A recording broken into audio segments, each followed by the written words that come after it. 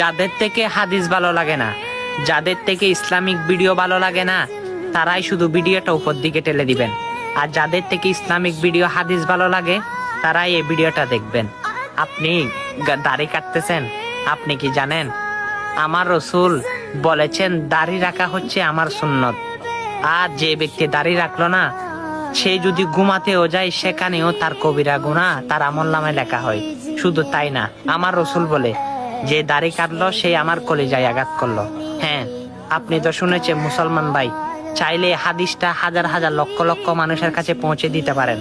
হয়তো আপনার কারণে কেউ দাড়ি রাখবে আর আমার নবীর সুন্নতটা সুন্দরভাবে পালন করতে পারবে।